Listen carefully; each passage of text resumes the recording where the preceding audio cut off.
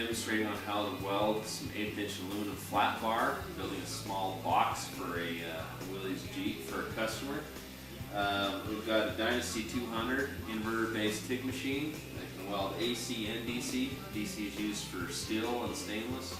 We're going to use an AC for aluminum. So we've got the button here set at for your AC setting.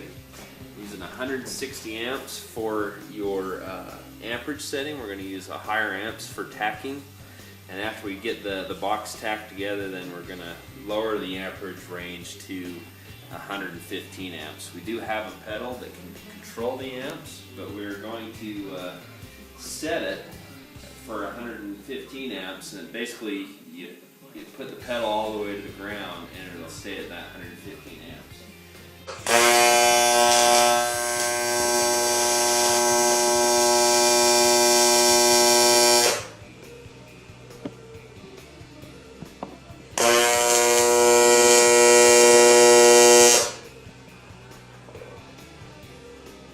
So what we've done here is we've tacked this corner, and we've tacked this corner down over here. We're not going to put a tack in the middle. This is actually pretty strong. It's not going to warp or bend. You can see some tacks here down the side. We do a lot of tacks because this will warp and bend as we're doing it. And so each time you weld and the weld cools, it actually shrinks it in.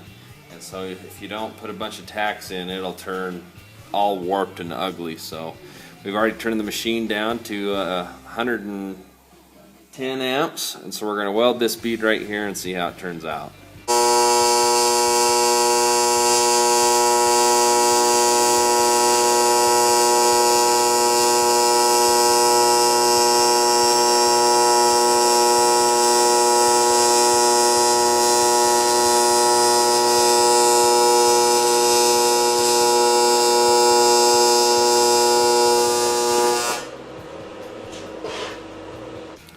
So what we've done here is we've welded it at 110 amps, and because this metal is really cold, we probably could actually turn it to 115 amps. That balance for the cleaning action, what that tungsten does, right here you can see this white frothing line if you get really close. That is what narrows. So if we turn our balance way up high, let's say like 95%, that cleaning action, that oxidation that's on the aluminum will actually get right to the edge of the weld. But if you got dirty aluminum, you want to lower that balance, and so this cleaning action will actually open up that aluminum so you can get clean material to weld.